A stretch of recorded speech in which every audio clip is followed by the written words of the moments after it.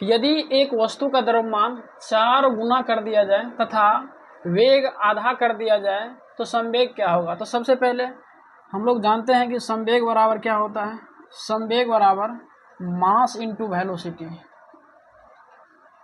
Mass into velocity. अब देखिए इसको समझने के लिए एक छोटा सा एग्जांपल लेते हैं। बचपन में हम सभी क्लास में बहुत सारी गलतियां किए हैं, तो गलतियां किए हैं तो इसके लिए हम लोग को सर पीटते थे, इसके लिए एक डंडा लेते थे, तो डंडा में जो वजन होता था तो वो हो गया हमारा मास, वो क्या हो गया हमारा मास। अब देखिए सर किस स्पीड से मारते थे, हल्का जोर से मारते थे तो हल्का चोट लगता था, अगर खींच के मारते थे तो बड़ी जोर से चोट लगता था। तो वो जो खींच के मारते थे कितना स्पीड से मारते थे तो हो गया हमारा वेलोसिटी। अब क्वेश्चन क्या कह रहा है कि द्रव्यमान 4 गुना कर दिया जाए तो मास 4 गुना कर दिया जाए और वेलोसिटी कितना कर देता है, आधा कर देता है। तो इसका सही आंसर आ गया कितना, 2 kg मीटर प्रति सेकेंड। ठीक है, उम्मीद करते हैं समझ में आया होगा। नेक्स्ट क्वेश्चन की तरफ चलते हैं हम लोग। नेक्स्ट क्वेश्चन क्या कह रहा है, विद्युत उपकरणों को अतिभारण अर्थात ओवरलोड, ठीक है, के कारण लघुपथम शॉर्ट सर्किट से बचने के लिए किस विधि का उपयोग करते हैं। अब देखिए हम लोग जानते हैं कि हमारे घरों में जो उपकरणें जुड़ी होती है उससे पहले मीटर के पास जो है एक फ्यूज लगाते हैं। हालांकि आजकल तो फ्यूज का स्थान एमसीबी ले लिया है, ठीक है। तो इस क्वेश्चन का सही आंसर हो जाएगा या तो फ्यूज या एमसीबी। अब फ्यूज की बात कर ले थोड़ा सा, तो ये जो फ्यूज होता है ना, फ्यूज, इससे भी क्वेश्चन आ जाता है कई बार। ये फ्यूज जो होता है ना, ये शीशा और टीन का जो है ना, ये शीशा और टीन का मिश्र धातु होता है। अगर इसकी गुण की बात करें तो इसका जो गलनांक होता है ना, इसका गलनांक निम्न होता है और इसका प्रतिरोध जो है ना, प्रतिरोध उच्च होता है, ठीक है, ये ध्यान रख लीजिएगा। नेक्स्ट क्वेश्चन की तरफ चलते हैं हम लोग। नेक्स्ट क्वेश्चन कह रहा है कि किस माध्यम में ध्वनि का वेग सबसे तेज होता है। अब देखिए ध्वनि और प्रकाश दो बातें हैं। ध्वनि को गमन करने के लिए किसी न किसी माध्यम की आवश्यकता होती है, ध्वनि निर्वात में गमन नहीं कर सकती है, जबकि प्रकाश जो है, प्रकाश निर्वात में गमन करती है और सबसे ज़्यादा चाल प्रकाश का 3 × 10⁸ मीटर प्रति सेकेंड ये निर्वात में प्रकाश की चाल होती है, ठीक है। अब देखिए वैसे ध्वनि एक अनुदैर्ध्य तरंग है, जबकि प्रकाश जो है विद्युत चुंबक के तरंग है। तो ध्वनि का सबसे अधिक चाल जो है अगर बात करें तो ठोस में होता है, उससे कम चाल द्रव में होता है और सबसे कम चाल गैस में होता है, उससे भी कम चाल निर्वात में होता है, जिसको वैक्यूम बोलते हैं हम लोग, 0 होता है, ठीक है। अब देखिए सामान्य तौर पर अगर ध्वनि की चाल की बात करें तो 332 मीटर प्रति सेकेंड होता है।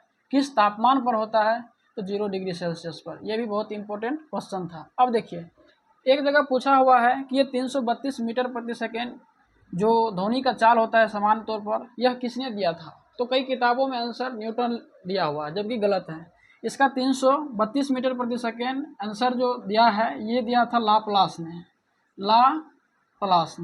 ठीक है, लाप्लास। अब न्यूटन क्या दिया था, न्यूटन कहा था कि 280 मीटर प्रति सेकेंड होता है, ठीक है। तो 332 मीटर प्रति सेकेंड वाला लाप्लास आंसर होगा, याद रख लीजिएगा इसको। नेक्स्ट क्वेश्चन की तरफ चले तो नेक्स्ट क्वेश्चन कह रहा है कि अल्फा कण क्या है।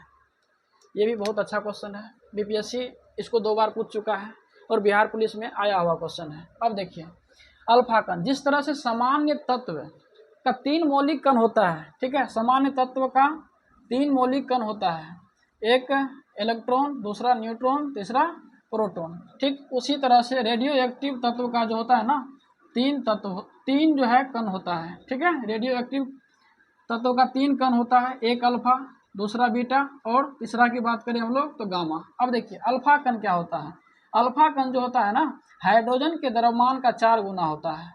हाइड्रोजन मास के कितना होता है, 4 गुना होता है, या इसी को हम लोग बोल सकते हैं 2 प्रोटॉन प्लस 2 न्यूट्रॉन, ठीक है, या इसी को हम लोग बोल सकते हैं हीलियम प्लस प्लस। इसका सही आंसर क्या हो जाएगा, हीलियम प्लस प्लस या 2 प्रोटॉन प्लस 2 न्यूट्रॉन। अब देखिए ये प्लस प्लस से स्पष्ट हो रहा है कि अल्फा कण पर जो चार्ज होगा हम क्या होगा, ये पॉजिटिव चार्ज होगा। अब हम बीटा कण की बात कर ले तो बीटा कण ये जो होता है उच्च ऊर्जा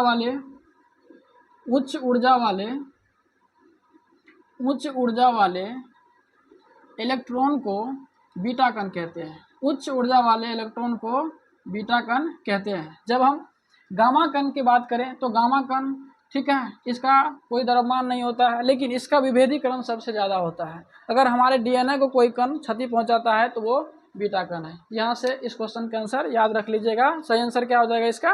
हीलियम प्लस प्लस। ठीक है, नेक्स्ट क्वेश्चन की तरफ बढ़े तो नेक्स्ट क्वेश्चन कह रहा है कि आदर्श एमीटर का प्रतिरोध क्या होता है। अभी जस्ट हम लोग ने बात किया कि एमीटर से हम लोग विद्युत धारा की मान नापते हैं, जबकि वोल्ट मीटर से हम लोग विभवांतर की मान नापते हैं। ठीक है, अब देखिए एमीटर का जो आदर्श प्रतिरोध होता है वो 0 होता है, जबकि वोल्ट मीटर का आदर्श प्रतिरोध अनंत होता है। एमीटर का 0 और वोल्ट मीटर का अनंत। ये भी क्वेश्चन क्लियर हो गया। ठीक है, अब देखिए नेक्स्ट क्वेश्चन कह रहा है कि शक्ति का ऐसा ही मात्रक क्या होता है।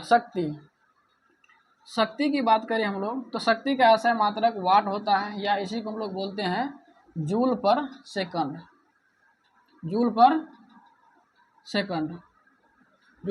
सेकंड। अब देखिए दो चीज़ें हैं, एक तो शक्ति है और दूसरा ऊर्जा है। अब देखिए जब भी पावर की बात करेगा तो वाट हो या किलोवाट हो या मेगावाट हो या गीगावाट हो, ये सब शक्ति का असह मात्रक होगा।